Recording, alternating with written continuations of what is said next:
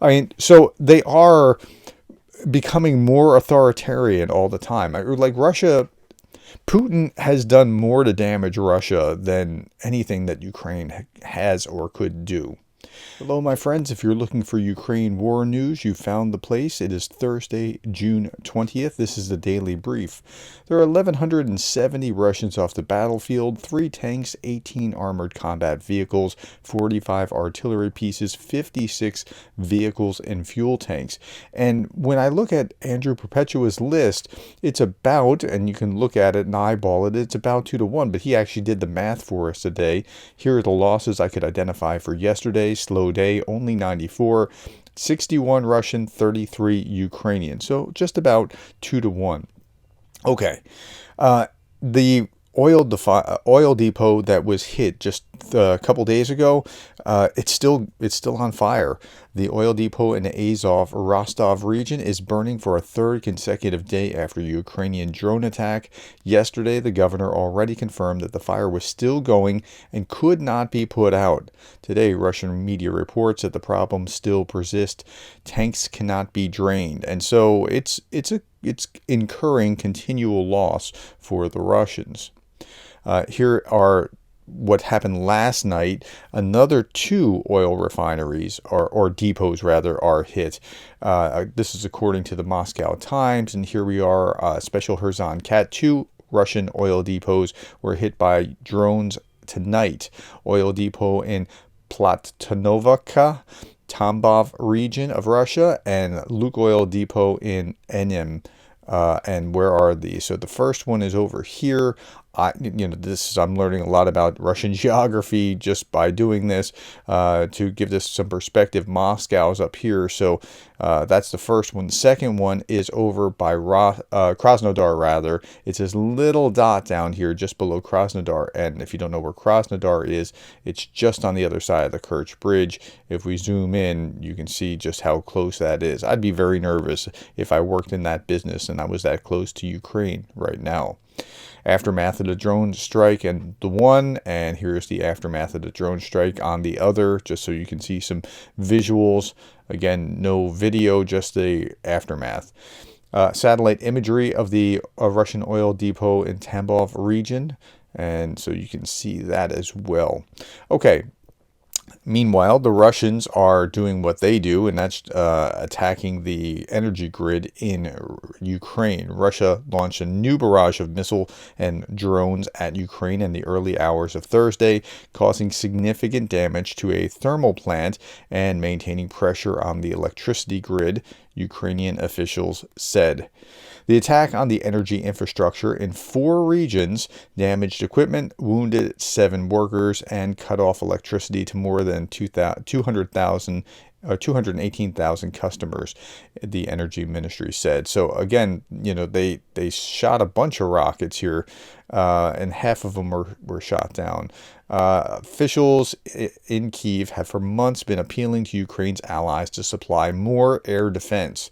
Ukrainian Air Force said it shot down 5 of 9 missiles and all 27 drones launched by Russia. The drones, they seem to have a much easier time knocking down than the missiles, and for obvious reasons, but they seem to have knocking down the drones down to a science now. But 4 still got through. So they need air defense. Romania will be donating a Patriot air defense system to Ukraine, according to Tender. Here is the official announcement from the defense of Ukraine. Romania will provide a Patriot system to Ukraine. The Supreme Council of the National Defense of Romania decided to donate a Patriot air defense system to Ukraine. We're grateful to our Romanian friends for their unwavering support. This decision will help protect the Ukrainian people from Russian terror. Together we are stronger. Here's the Romanian Supreme Council of Defense Ministry meeting, and just 2 paragraphs here. Considering the significant deterioration of the security situation in Ukraine as a result of Russia's constant and massive attacks on civilians and civil infrastructure, especially on the energy sector, as well as on regional consequences of this situation, including on Romania's security, In a close coordination with the Allies, Council members decided to donate a Patriot system to Ukraine. This donation is made on the condition that our country continues its negotiations with allies, especially with the American strategic partner, in order to obtain a similar or equivalent system which meets the need to ensure the protection of national airspace and to modernize the Romanian army. So again, they're working out a deal here, and you see that reflected here when you get to this next little bit. Some very good news. Ukraine might get all newly produced M1M104 Patriot systems. 3 people with knowledge of the decision said the move would be announced on Thursday after President Joe Biden said last week in Italy that he had secured commitments for the delivery of additional air defense systems to Ukraine. These would include Patriot missile batteries, for which Kyiv has been clamoring after Russia escalated missile and drone attacks on its power plants. Biden said that 5 countries have agreed to send Patriots and other defense systems to Ukraine, and that other countries expecting the delivery of U.S. systems would have to wait because everything we have is going to Ukraine until their needs are met. So there's 2 things that came out of that. One, 5 different countries are going to be supporting this kind of thing. So hopefully at least 5 different systems. It might be less than that. It might be some crowdsourcing going on. And the other part was that, Ukraine is priority, and that's good to hear. Okay, a little bit more. During his visit to North Korea, Kim Jong-un presented President Putin with his portrait. He doesn't look all that happy about this particular portrait. Social media users noticed that it resembled a tombstone. Russian media, fearing criticism of such a gift, have not published the portrait so far. In addition to the portrait, Putin was presented with a bust of himself and 2 hunting dogs of the local breed that's only from North Korea, apparently. In turn, Kim received a limousine, a tea set, and an admiral's knife. Well, here's some pictures of, this is the bust, and I don't know that it's all that flattering. And then that was the portrait. This is the bust, and then you also get to see the dogs, which I don't know how exciting that is, but okay. In return, Putin gave Kim this limousine. It's like the best that Russia produces, and it's not an even relationship, and Putin needs Kim a lot more than Kim needs Putin. Okay. Ukraine's defense intelligence has reported, this is the British Ministry of Defense, Ukraine's defense intelligence has reported increased Russian efforts to recruit from several African countries. This recruitment campaign is likely an attempt to replace significant battlefield losses. So Russia has intensified its attempts to recruit from African countries, Central African countries. Now, if they can do this, they can backfill some of their own battlefield losses in a significant way without ticking off the Russian population. So that seems like it's a win-win for the poor that are going to the slaughter and for the Russian government, who doesn't want to upset their own population. And so that's what's going on. Okay.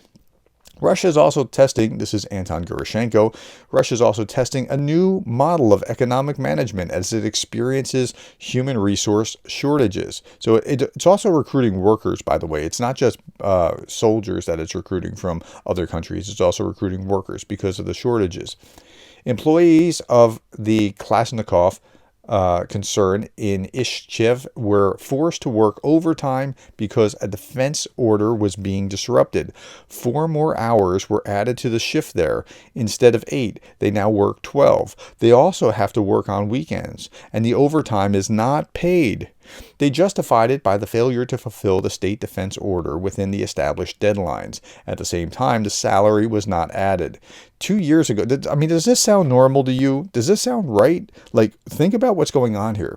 2 years ago, Russia passed a decree allowing employees of the defense industry to work overtime without their consent, even though there is no official military regime in the country. That's no martial law. Russian authorities even threatened to seize defense industry plants, that's to nationalize them, from their owners for failing to meet defense orders. The only problem is that it's already known from whom and what they intend to take away. It will be like nationalization, which does not exist, but everyone is afraid of it. By the way, in the near future, those who have received a black mark will have their quota significantly increased, explaining it by the growing needs of the front. And when they cannot fulfill it, their property will be taken away. Military experts comment on the situation. By the way, this isn't just this one isolated incident. Look at this. New Russian Defense Minister Andrei Belousov threatens subordinates and contractors with criminal charges for future violations if their orders aren't filled. During a visit to the 155th Naval Infantry Brigade base, he warned a private company CEO on camera to meet barracks deadlines or face prosecution. It's talking about criminal liability here. Do you understand? Yes, I understand. Okay. Okay. Belarusian hoaxers' latest wheeze expose Russia's denunciation culture. So Russia keeps becoming more authoritarian. It's really interesting to watch. It's not Sovietizing with a ideology, but becoming more of a dictatorship all the time. The latest hoax perpetrated by the notorious Belarusian activist Vladislav Bokin. At first, he received responses from schools. So what they did was they sent this letter to these schools asking them to tell us who should be sent to these, who needs re-indoctrination and should be sent to a camp of some sort, a rehabilitation, re-education camp.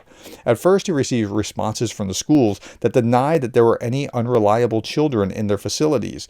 Bokan interpreted this as indicative of a fear that if they owned up, they would be held responsible for the presence of delinquents in their establishments. He therefore followed up the original letter with clarification that indicated that the school would not suffer any blame and that the behavior deserved re-education included low grades, poor discipline, addiction to social networks, displaying attitudes that did not support the government or President Putin. Where do you not find that? I mean, leave alone the President Putin or support the government in Belarus bit, but the low grades, attitudes, and addiction to social media, that's everywhere, right? So, of course, this should be pretty easy to find. This second appeal was also met with statements from the Belarusian recipients that they had no such children. However, 2 Russian schools did reply. One response from Lyceum 4 in the Moscow region identified one child who they felt fit the bill, so they're throwing this guy under the bus. The other, Gymnasium number 45, produced an extensive list that not only included the names of disruptive children, but also their parents, their jobs, and their addresses. So they are becoming more authoritarian all the time. Putin has done more to damage Russia than anything that Ukraine has or could do. Jay in Kyiv, wow, Ukraine has now destroyed so many Russian ships that even passenger ferry service is returning to the Black Sea. Think about that. Remember, it was only a year ago that Putin threatened to create a global food crisis by blowing up commercial ships on the Black Sea, but Ukraine is teaching a masterclass in standing up to bullies. Now, this is from Euromaidan Press. Ukraine restores ferry service to Georgia across the Black Sea, suspended due to the Russian invasion. How about that? So a ferry service from Ukraine to Georgia is now operating with impunity because the Russian Black Sea fleet largely got chased off and either sunk or chased away. Okay, I'm just a big fan of this air-to-air combat between drones, and I just find it fascinating. If you don't like it, put it in the comments below. If you like it, I'll show you more. But wow, look at that. That's just something. Okay, last little bit. I've shown this before, but yeah, it's kind of what's been happening. It's not that Ukraine hasn't suffered damage. It has. The Ukraine war has just been awful, but Putin's been damaging Russia in such a significant way by trying to attack Ukraine. It's unbelievable. All right. Thank you, my friends. Thank you for the time. Thank you for the likes, the shares, the subscribes. All of that is helpful. Thank you for the comments that you put below. I really do appreciate it, and I try to read as much as I can. Thank you most of all for being the kind of person that cares about Ukraine.